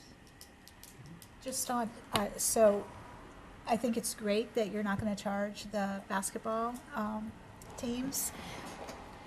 I just wanted to know, from your perspective, how do you see that arrangement working with them being able to utilize the gym space? Yeah, so they utilized it a lot this past year, but I think there was a few little hiccups where it was being used for, I don't know, I'm just guessing, like craft fairs and other things. So I've already directed the administrators who are overseeing that to make sure that we do everything possible to make that available whenever we can. We might have to arrange schedules a little bit on weeknights when there's practices, things like that, but we're going to accommodate even more than we have in the past this year, and we're also not going to charge. That's our intent. Okay. And I watched the meeting, and I've been paying attention to the concerns with space, but I think you'll be a year from now saying thank you when you see that we did it. So. Well, I think it's already a great partnership anyway, and in the first year, everything is bound to have some hiccups, and as people just, again, we're lucky to have more than one school in our community. Absolutely. And it's great that we can take advantage of that gymnasium. So I just think overall it's a win-win for everybody. And you guys made that possible. We needed a floor to make that happen, so thank you. And it is a win. And Palmer Schools, as I mentioned, I'm a huge proponent of the Palmer school system. It's the right method of success for some students. Ours is the right method. Whichever is best. I mean, pursue that education. But the gym is just something unique that we never really did before. It wasn't something we connected with. But you're our host town, so any way we can do something that collaborate, I think it's a good thing. Sounds good. Sir, did you have a question that you wanted to ask, or? Yeah, I just. You have to come up here because people can't hear you at home. I'm trying to do better tonight on that. I thought they can. Not from back there. Okay, my name's David Nichols. I'm a resident, proud resident. My question is, you said admissions are determined by lottery. So what is the acceptance rate? We haven't run a lottery. It's a brand new thing that's happening. It's a new state regulation that came into So currently, anyone who wants to get into Pathfinder, they can't necessarily get in. There's still limitations. By state statute, yes, but through our expansion efforts, the hope is no. I'm just curious, overall, what percentage of people that are applying to go to Pathfinder are getting in? What's your best guess? So I got to be honest with you, I would not be able to answer that without the data in front of me, but I will tell you this. Some of our smaller towns like New Braintree, for example, or Hardwick, they all get in. That's how it's worked. Some of our larger towns like Palmer, there's a huge demand from Palmer to attend our school. We haven't been able to accept everyone. So I would literally be guessing, so I would hate to do that, but Fine, I get but the there's a gist. chunk that doesn't. Yeah. Get in, and we're hoping to change that. All right, thank you. Okay. Thank you, Eric. Mrs. President, thank you. Thank you. Thank you. Yeah, no problem. Here. Okay, next item on the agenda is the Master Plan Implementation Committee update. Amber Kupalanian, Hastings.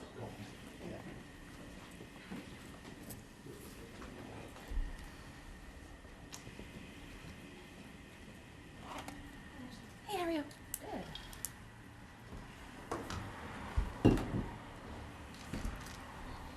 Hello, everybody.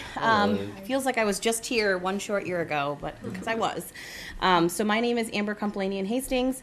I am the chair for the Master Plan Implementation Committee, along with my fellow members, Jessica, Nick Zio, Dave Golden, and Patience Hartley. So what I'm going to do for you today is I'm going to go over the work we've done this year and give you some of the highlights to look at how our stakeholders are continuing to pursue the goals of the master plan, and then also offer some recommendations from what we've gathered from those conversations. Okay.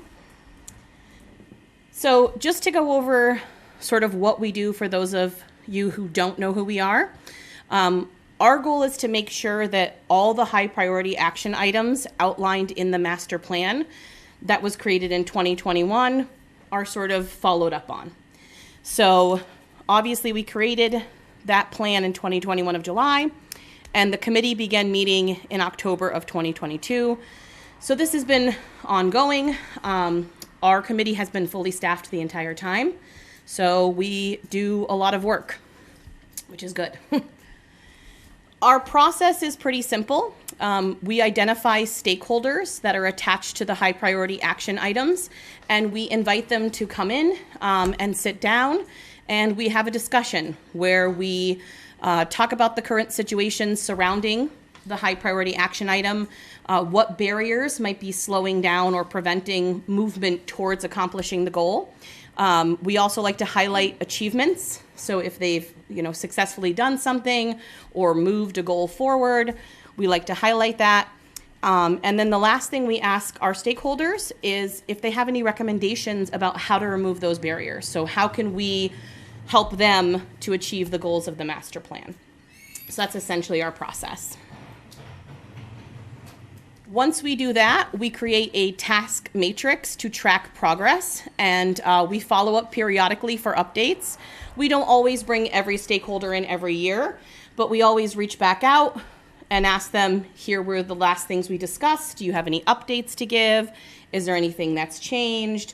And things like that. So that is how we sort of follow through and make sure that we are getting, the most updated information possible.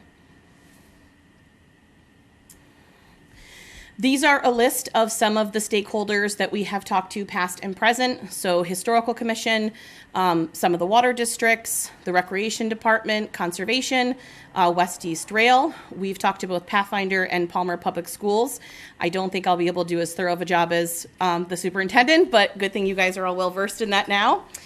Community Development, Department of Public Works, our town manager, planning board, and our Council on Aging. So we've spoken to all these stakeholders over our time on the committee. So a couple things we want to do. We like to sort of show the town and also the council and everyone else some of the great work that's been done in the town and some of the progress that's being made. So our first stakeholder is the West East Rail Committee. And as you guys know, in October, there was a public meeting held where a concept design was sort of passed down. There was a Q&A and comment form provided. In December, there was a draft update received with input considered. The station design, traffic impact, market analysis, and environmental impact was reviewed. And the finding was presented to the board or the head of the board for rail. So work is being done. It is being moved forward. There is a lot of positivity about the station and about moving forward. We do know that there are some considerations still being worked through with our freight provider CSX in town, but again, those conversations are happening. And the next step for Palmer would be a final design and permit. So obviously some construction funds would be needed, both state and federal, but as of right now, their plan is still a start of service for Palmer in 5 years. So the station is moving forward and still hitting some goals here.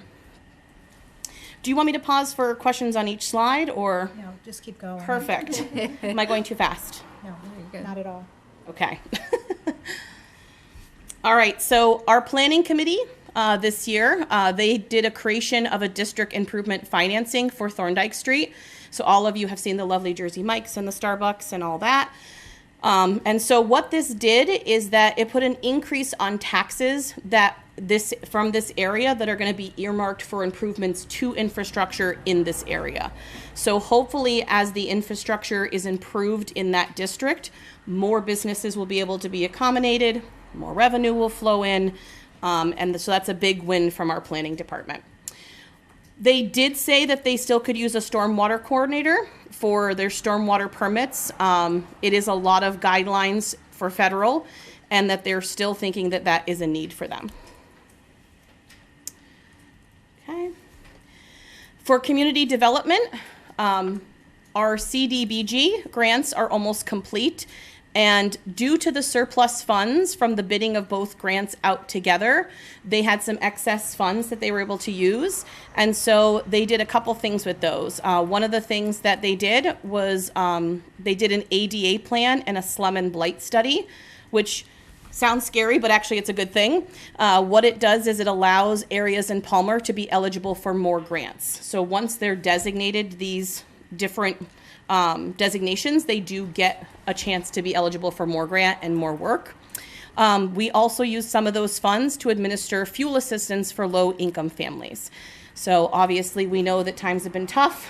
Fuel's only getting more expensive right now. So being able to use this money to help our families in Palmer is a huge win. So successes from that grant are trickling down and becoming bigger successes within the community. Okay. And again, the Community Development Office is planning to repurpose any surplus funds that they continue to get. So anytime that they do a bid and it comes back with extra money, they can use that for other things that will help the community. They also said that they have infrastructure improvements planned for Front, Park, and Kelly Streets. In addition to some public social services, they've been sort of supporting Domestic Violence Task Force, the Quabog Valley Community Development Corporation, Connector Transportation Service, and also Palmer Rides to Work. So again, lots of different things in the community being funded from surpluses from these grants. So all really great things happening. Our Historical Commission, they completed their housing inventory survey for the Thorndike Mills District. So looking at historical housing, they desperately need a place to house their artifacts. We know that this has been an ask from the Historical Commission for a few years now, and unfortunately a lot of the historical items that belong to the public of Palmer are being housed in private residences. And so this is a big problem if something were to happen to those items, or, you know, God forbid somebody passes away, and then who's responsible for those items. So the Historical Commission, that's one of their main barriers to allowing the public to have access to these historical items, is they just don't have a public space to keep them and a space where even the public could come and enjoy them.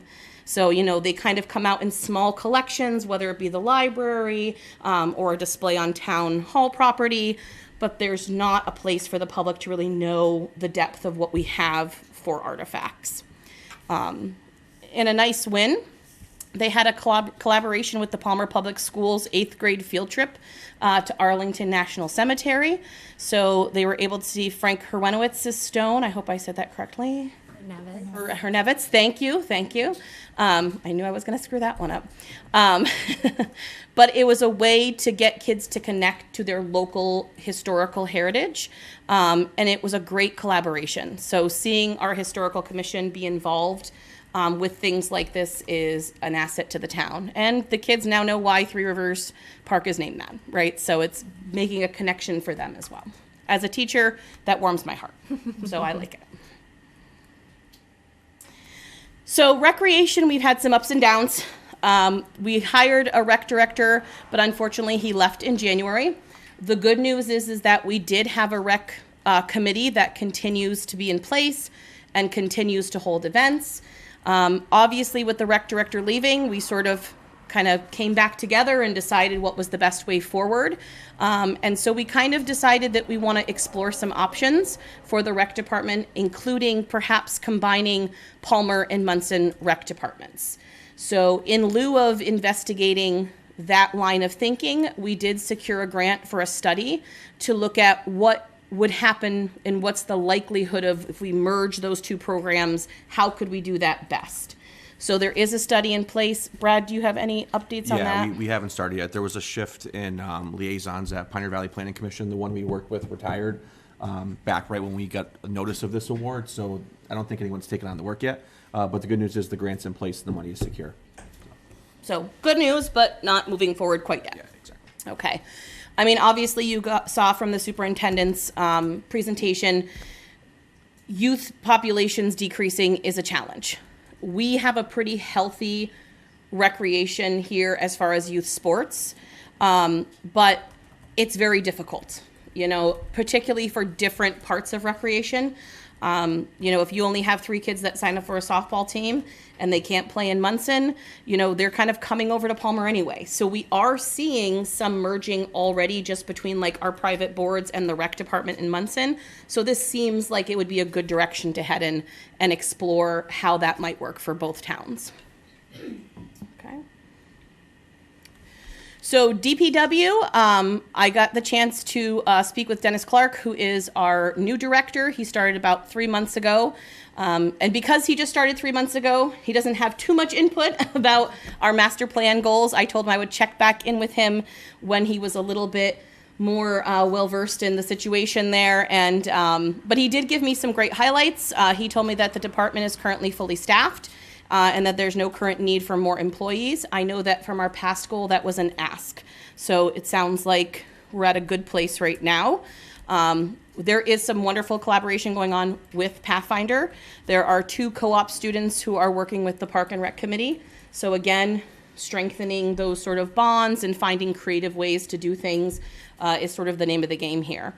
Our DPW also recently helped out with the Palmer Youth Baseball and Softball Cleanup Days. This is the first time in a very, very long time, at least in my memory, that they've actually been a collaborative part of that cleanup. So they came out to Burley Field with some equipment and some know-how. And if you haven't driven by the fields in a few, do so. They look beautiful. So those kinds of things are always a win for the Palmer youth and also for the town. The DPW, as we all know, is still in a floodplain, and the building will need some improvements at the bare minimum. We were talking a year ago about investigating maybe a move for the DPW. According to Dennis Clark, he doesn't know if that will be something that we can move forward on given the economy. However, he does want to look at maybe doing some improvements to tie us over. Are we still in a floodplain? Will we continue to still be in a floodplain? Yes, but maybe a big ask right now is not feasible. So he said he's going to look into that more. Another win for the DPW, Chase Memorial Park was used last year by Pathfinder as a practice field. And, this is a field that unfortunately doesn't get, I think, a lot of love because of the parking situation with where the field is. So, like, youth baseball couldn't use it, soccer couldn't use it, not because it's not a good field, but because there's no parking available for people. So this was a great sort of connection to make. And, given Pathfinder's sports restraints, we're hoping that there will be a more permanent agreement pursued with Pathfinder, where Pathfinder perhaps for use of the field would take over the maintenance. And that would take that park off the DPW's plate, which would allow them to spend some more time on some other fields. So, good things happening. Okay, conservation. We opened the Barker Street Trail, or we're working on the Barker Street Trail last year. There was a collaboration with the Boy Scouts to get the trail ready. Currently, the kiosk is in, the parking lot is good. This was also a collaboration with the DPW and Pathfinder as well. And there is an official trail opening on May 3rd. So that will be another wonderful trail added for the Palmer citizens, right down by the river. Just beautiful, and we're very lucky in this town to have lots and lots of trails. And when a trail is maintained and people use it, it's obviously an asset. So in the future, they want to access updating the trail and also looking at an ADA adaptation if possible. So obviously we have the First Street Trail, which is wonderful and has some ADA features in it, and perhaps we could do this here in the future and work on that. Our lovely pollinator garden, it was complete and put in at Town Hall. It was a really well-attended event, and it is not done and over with. The Conservation Committee continues to go ahead and want to revamp and keep putting new things into the pollinator garden. So keeping that space beautiful and having the town have a stake in it was good. On their list of goals this year is also a new kiosk at the Madura Trails, which are very heavily used, but the kiosk and the map is pretty outdated. And so that's a big area. You can get turned around in it pretty good. I have gotten turned around in it pretty good. So it would be nice to see a nice kiosk in and the trail map updated for that space. Okay. They also secured a grant to study the connection of the Palmer section of the Mass Rail Trail. So for those of you who've been part of Palmer for a long time, you know that we are a dead segment, right? So the two towns that surround us that have the Mass Rail Trail have it, and then it stops at Palmer, and there's no connection. So we've had a couple struggles with that, with private property running through it and a couple of other things. And so we're hoping that the grant and the study will help us get over that hump. And perhaps connect the rail trails to make it a continuous walking, biking, hiking trail. our Blue Trails in Lavalette, the connection is done.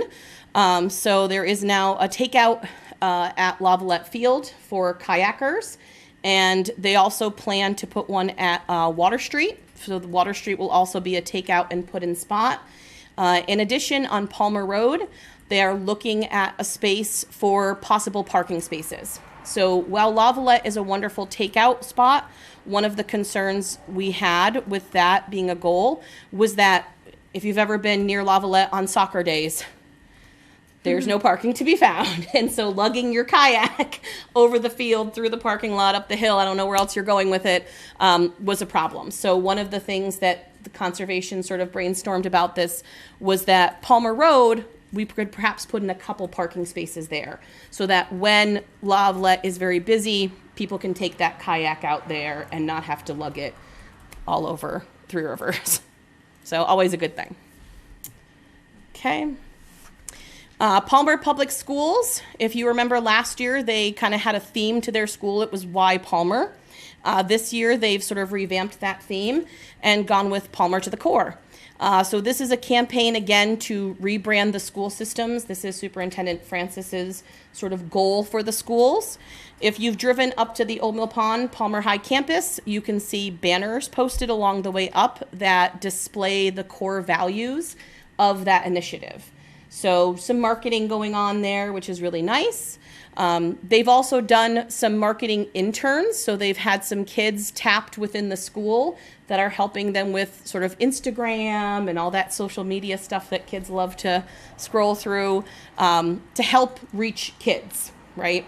And they've also done some merchandise advertising through incentives, whether it be water bottles or backpacks or things like that. The numbers are improving in Palmer. Superintendent Francis has seen a decrease in school choice away and charter school enrollment, and he's also seen an increase in school choice to us. I do not have numbers for that, but it looks like the Palmer Public Schools are trending, no matter how small, and an upswing is good. You all saw Superintendent Duda's falling chart. So this has been a big improvement. For a long time, you know, some of the Palmer Public Schools did not have the greatest reputation, and that's one of the things that Superintendent Francis wanted to turn around, is to make Palmer a place that you wanted to come, not that you wanted to leave. So he's continuing that goal forward. They are also doing an initiative, I don't know if any of you have seen on their Facebook page, where they are highlighting career pathways offered. So if a kid wants to be an AMT or a kid wants to be an accountant, they lay out for them, here's the classes we have for you, this is how you could get there. So, you know, a student who is looking for something like that can see visually where they're going to end up if they stay at Palmer High, so that they know there's a place for them, and a place where they can be educated at Palmer High School. So those are some of the really great highlights from Palmer Public. They've also, pre-kindergarten was something that they started. It's been wildly popular. So they've expanded to 3 full-day free classrooms, and they've prioritized 4-year-olds, and they also have 1 split AM/PM classroom for 3-year-olds. There is a wait list. So the program is very, very popular. You know, you saw also on Superintendent Duda's presentation, there's a high poverty rate. And so free pre-kindergarten, things like that are really important to our population. So this has been successful. They did want to do some improvements to the campus as far as walkability. We do have quite a few walkers in Palmer Public Schools, and so the town did conduct a survey or a study last fall on one of the main arteries on entering and exiting the school.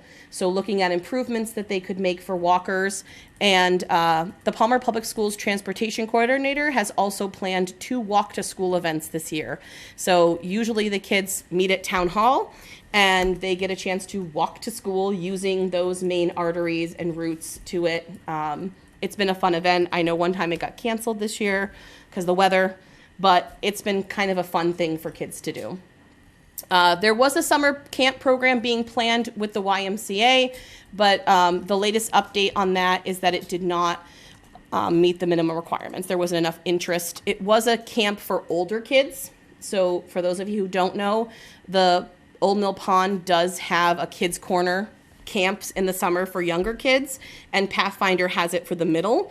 We were kind of hoping to give the little more high schooler age something, but there just wasn't enough interest in it to go forward. The other thing we have is that there is a family engagement liaison at Palmer Public Schools, and this is a position that's been a really good thing for them. So one of the things that the family engagement liaison has done is they've opened up a community closet at PHS, which is very similar to the one that was described just a few minutes ago here at Pathfinder, where, you know, kids can take what they need. If they need hygiene products or they need, you know, jeans or shirts, there's no stigma attached. Everyone can go in. And I know that they are looking at ways of continuing to keep that community closet funded and ongoing.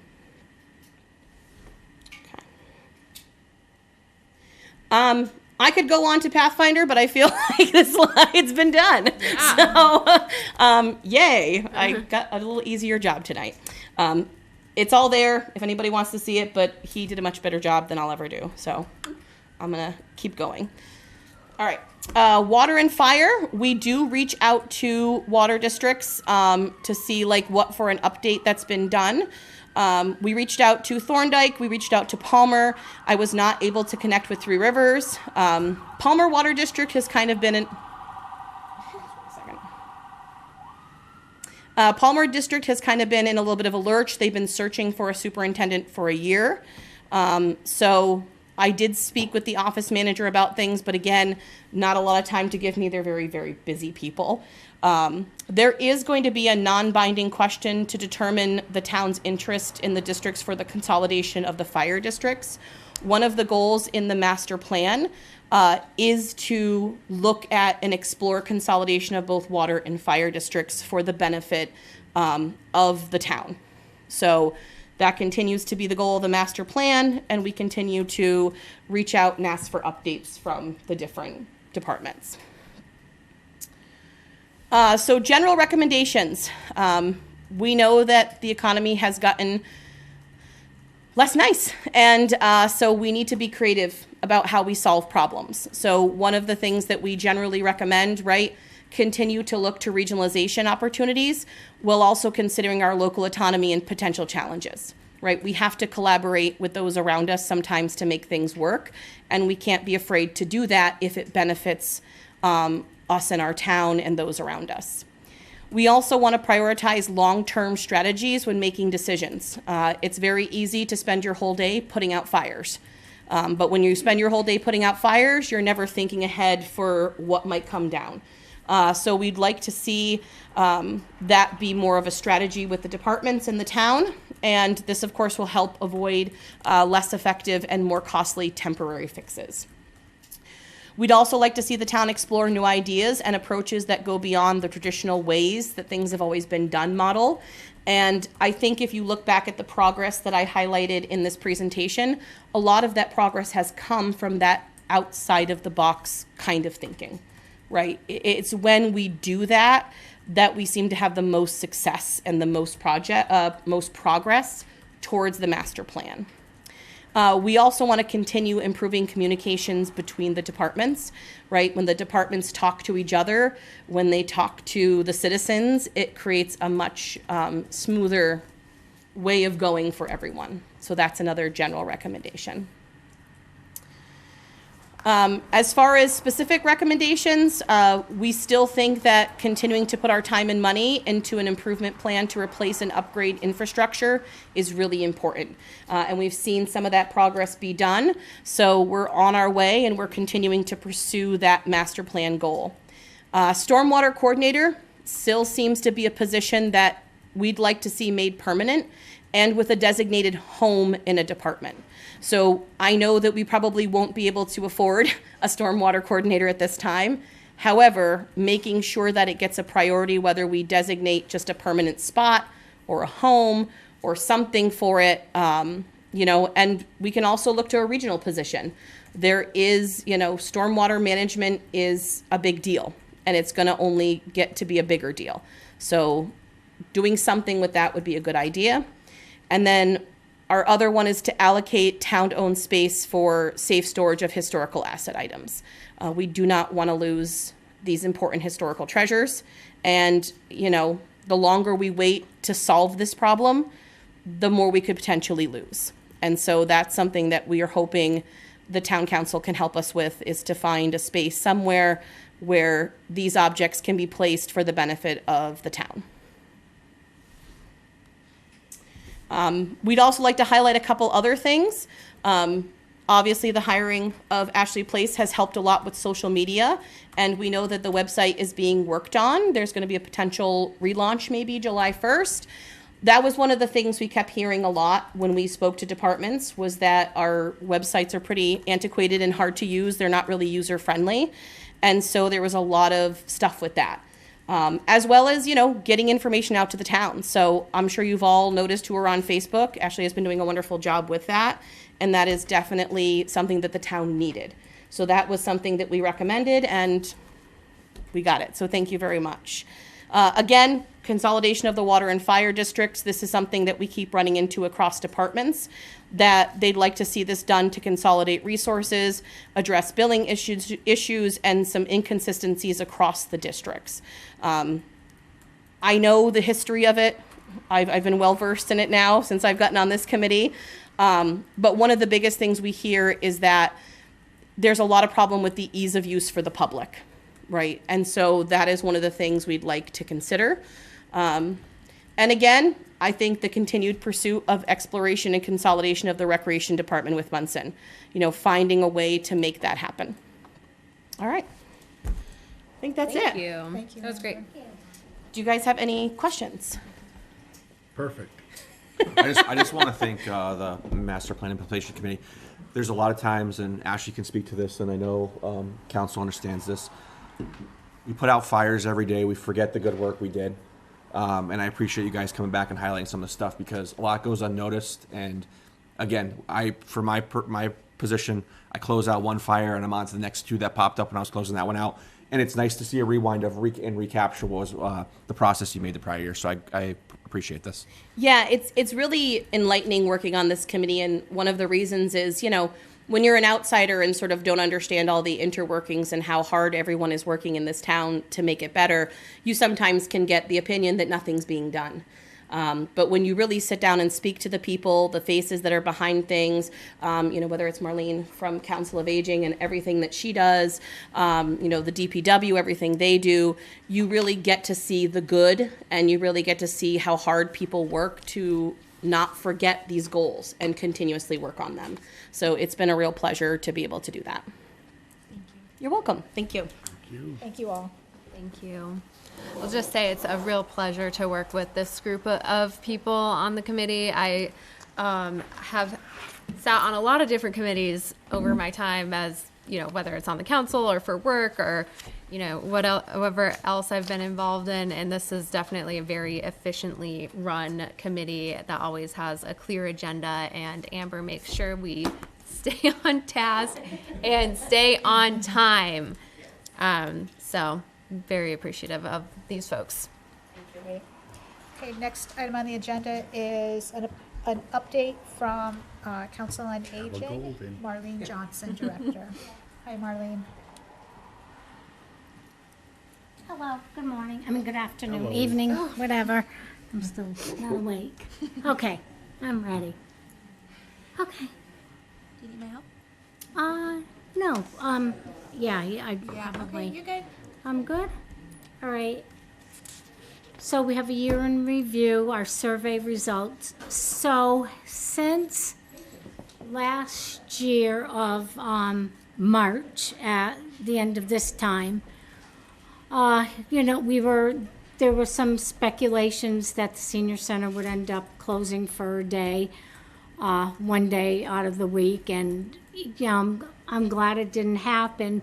But with that in mind, we needed to do some changing at the senior center. We needed to add different programs. We needed to find another way to make sure that we're reaching our seniors, and that we're getting counted for people who just walk in to our building. So with that in mind, we served 1,880 seniors were served this past year. We had 12,452 program participants. We provided 4,168 meals, and we provided 1,825 rides for the senior center. Our survey results came back. With that, we were able to, so we mailed out 200 surveys, and we had 100 in-house. We received 45 by mail, 60 in-house, and 25 online, totaling 130 surveys. I thought that we would, receive more like we did when we did the dementia friendly, but the ones that we did receive were very helpful in that. And the majority of the bigger slice was between 70 and 79, so that really shows our population of who we serve at the senior center. Next one. The highest one was, how often do you attend or visit the senior center? And about 24 out of those answers came back several times. The next one was never. And we're going to find out why it was never as we go on. And then the next one was a few times monthly and once a week for people. The reason why most have not attended the activity, it's because they are not retired. And that was really a big eye-opening. A lot of people, the surveys that we did receive says, I'm not retired yet, or I'm still working. So that shows us that, what that showed me and my staff is that we can't stay stagnant. We have to keep going. We have to keep going forward, because those people who aren't retired are going to be retired. Probably another 5. You want me to get it? 6 years. Okay. So it was real helpful. Wellness, health, social events, arts and crafts, exercise, nutrition, and intergenerational. Which of the following programs, services do you find most valuable? And the most extremely important was our exercise. The next one was social events. The next one was wellness and health, intergenerational, and then the next one is nutrition. So probably our exercise programs and our nutrition programs were the highest, the most important, and the social ones came in third. Others that weren't not important at all were arts and crafts and intergenerational programs. Over 30 people rated our program services with 5 stars, and there were some that weren't very nice, and there added commentaries, but then there were a lot that were nice, so that outweighed that. Suggestions included, I don't have my glasses on, I can see better over this way. One was advertising, and a lot of people say no improvement. I thought better parking would come more into play, and updating the building, but not really at all that we did. Let's see. Evening programs, most responded. If the center was to expand offering programs with other organizations, how far out would you be willing to travel?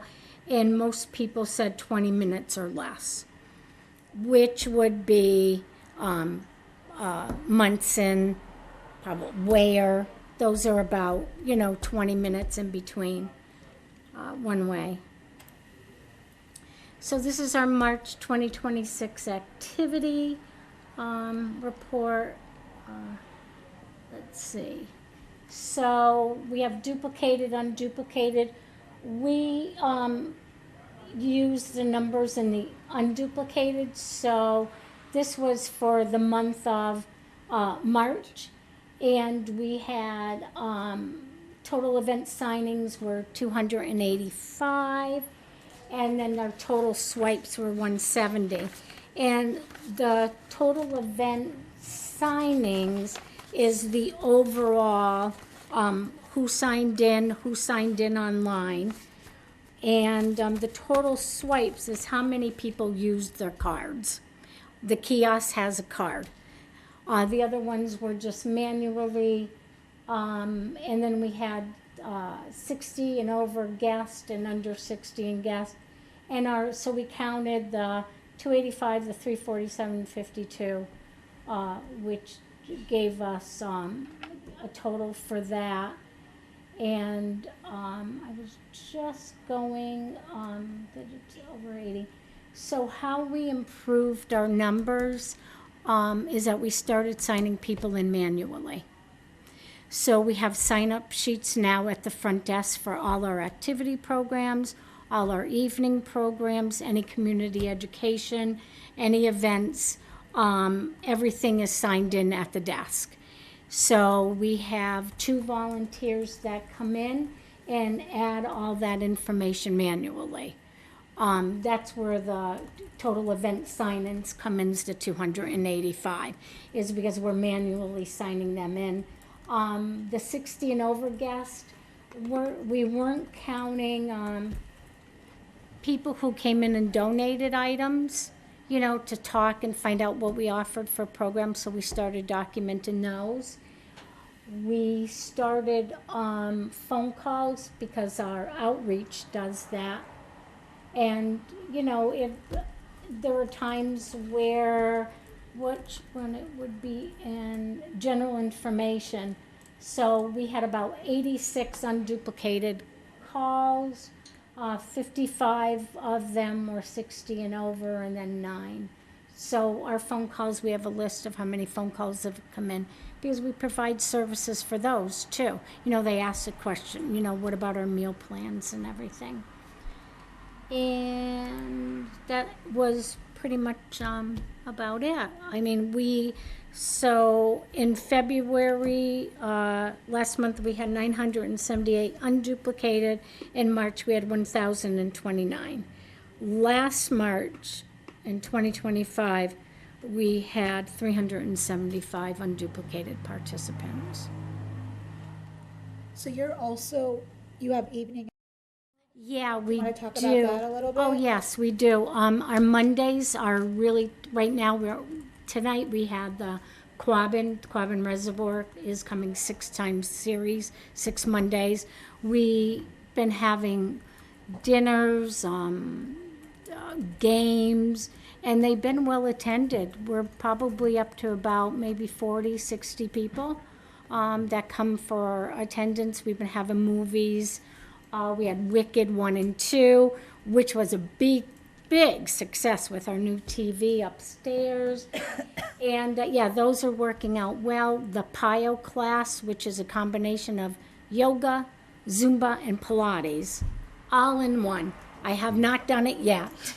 I have no idea what it is, but she's up to like 10, 15 people on a Tuesday night and Thursday night. So that's pretty good that we have that open. We are thinking of opening on Wednesday evening to maybe do bingo and game night. We used to have a pitch, so we were looking at some of the pitch players that would be willing to come in on a Wednesday night.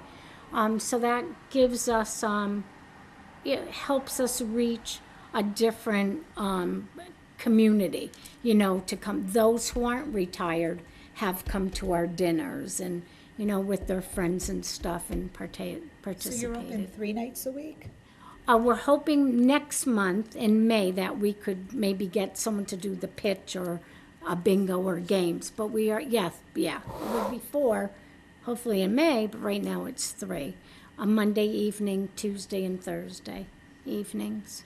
We restructured hours, so there was no additional cost component to that. Yeah, so like it's shared between myself, Cindy, my outreach coordinator, and the program coordinator, Lisa.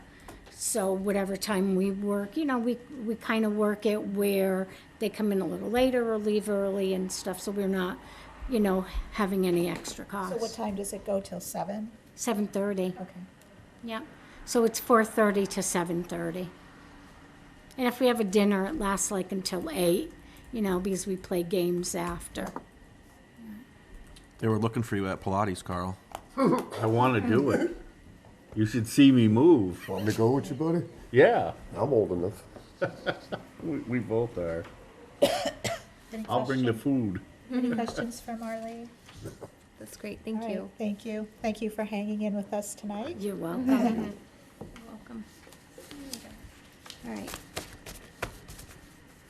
All right, thank you, Ashley. You did a great job on this. Nice prep. All right, thank you. Have a good Have a good night. Good night. Next item is subcommittee reports. I'll just report out the ordinance review committee we've finalized meeting with all departments. We reviewed all ordinances. We now just need to start and put together the final packet that'll get put forward to the council, I'm assuming in the May meeting. Okay. So more to come on that, but we've officially closed out business with review of everyone, and now we're putting a final product together. Just a reminder, budget subcommittee is meeting. Tomorrow. With the exception of the budget subcommittee, we haven't received any questions from any other counselors, so if you have any questions on any specific areas of the budget, get your questions to me ASAP. I don't think we'll probably need more than, after tomorrow night, maybe one or two more meetings and we should be done. Okay? Town manager's report. All right, so one thing I forgot to mention in the sale for Converse Middle School is, and I know, Phil, you had questioned this before and we had talked this through, I just want to highlight this for the community because I think there's been some questions posed about this, is what can we do with the, let's just say we get 2.5 million. That might be a little bit of a reach, but let's just say the bid comes in for 2.5 million. That money goes into a sinking fund account that can be utilized to purchase another property or invest in infrastructure in a town property. So that does not go to free cash technically. It gets put into a specific account for a future purchase or a future capital infrastructure need for anything. So prime example, Burley Park. If we want to put $2 million into Burley Park, we can utilize this 1.5 million for that purpose. So again, that's just, I think, worth noting that that money does not flow back to free cash to the town. It gets reserved for future appropriation specific to capital projects. We just released on Sunday the 3rd edition of the town manager's newsletter. We have 312 folks signed up from the original 182. So 3 issues in, we have over 130 people adding on. We want to keep growing on that number, so we will keep pushing. But you can sign up for the newsletter through our website. We also still push it out through social media channels, but we'd greatly appreciate getting those numbers up for people who receive it directly through their email feed. We have the upcoming election on June 9th. These seats, I will note, are available. We have 1 councilor at large for a 3-year term. We have 1 councilor at large for a 1-year term. We have Precinct 1 district councilor for a 3-year term. We have 2 school committee seats for 3-year terms, 2 planning board seats for 3-year terms. Nomination papers are available now at the town clerk's office, and the last day to obtain nomination papers is really important, is April 16th, and they have to be turned in no later than April 21st, so a tight window. So if anyone's interested, please, please take your papers out and you got to return them rather quickly. Voting location change. So I know this got brought up at the last meeting. Just to highlight, Precinct 1 and 4 will be at St. Peter's and Paul's Parish. No change on those. Precinct 2 and 3 will now be at AMVETS Post 74, which is located at 2150 Main Street, Three Rivers. So that is the only change. And again, it's a trial year. We're going to see how AMVETS goes because we did get sign off from the state that we could fit all 4 precincts in that one location. So again, That would be a good turnout. Place your vote, get a beer. hey, it gets people Play out. Keno. There you go. There you go. Another important note, DPW is meeting with Eversource this week to finalize the pavement replacement schedule for the gas line work that was completed late last fall. I'll update the council at the next meeting with the dates, but I'm actually hopeful the work starts prior to our next council meeting. So I'll follow up, but they're meeting this week to go over the pavement schedule. Another DPW item, the compost and yard waste facility is now open for the season, which runs April through November. The calendar is available on our website, and I encourage folks to review as we've added a few additional Saturdays and Sundays over the summer months. Staff notes, unfortunately, our veteran service agent has given her notice of resignation at the end of May. I have had a few discussions with a few of our neighboring towns on looking at a shared service model. It's still very preliminary discussions, but if that turns out that that's not applicable, we will have to go out and search for a replacement VSO. So more to come on that, but we are looking at possibly a shared service model, which I think you guys saw highlighted tonight as a way forward for the town. Then upcoming events. This Saturday, April 18th, the Library and Historical Commission will host the Knox Trail Mass 250 event featuring display of the 1976 Palmer quilt and a presentation about Henry Knox's journey to Boston. More details and the registration link can be found on the library's website. On Saturday, April 25th, Conservation is hosting our townwide cleanup from 9 a.m. to 1 p.m. And the meeting spot is at Hernevitz Park, so you can get gloves, bags. You can return anything you pick up. There'll be a dumpster there at Hernevitz Park on the 25th from 9 to 1 p.m. And again, you can go anywhere you want in town once you get the bags. And you don't even have to stop in at Hernevitz. If you want to pick up and you have a spot near your house, we'll gladly still take the trash in the dump. So feel free to stop in and drop that off. And you can visit the Town of Palmer website, community events calendar for more information on that. And that was all I had. Any questions for Brad? Nope. Okay. Miscellaneous correspondence?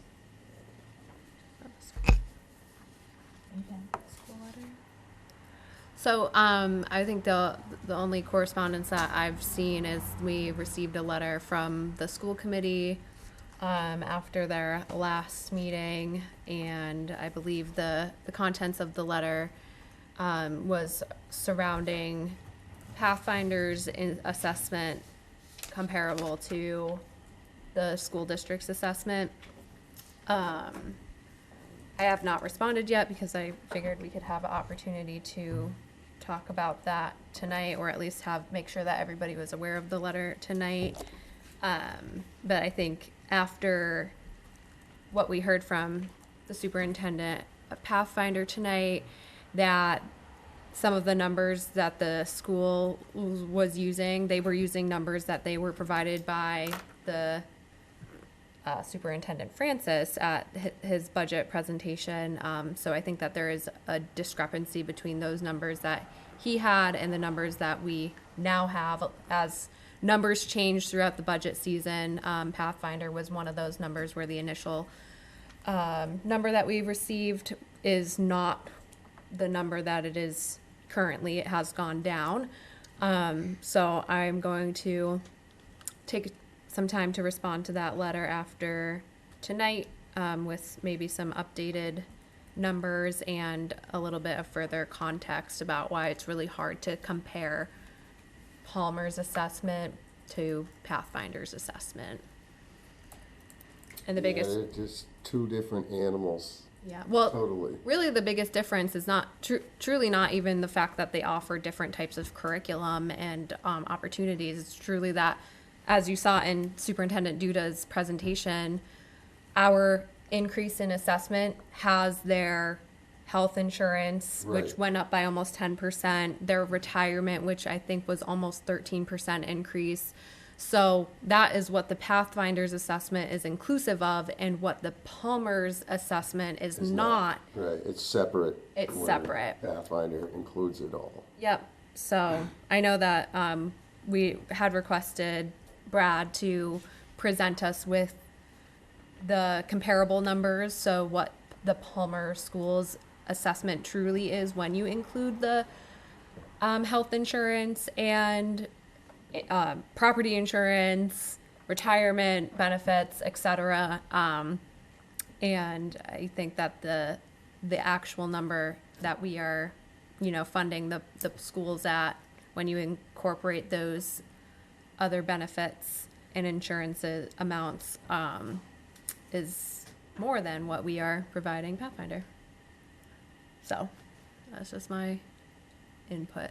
So I did reach out to the school committee chair, and I will be meeting with her on Thursday. Okay. And the budget process in general. Great. Counselors roundtable.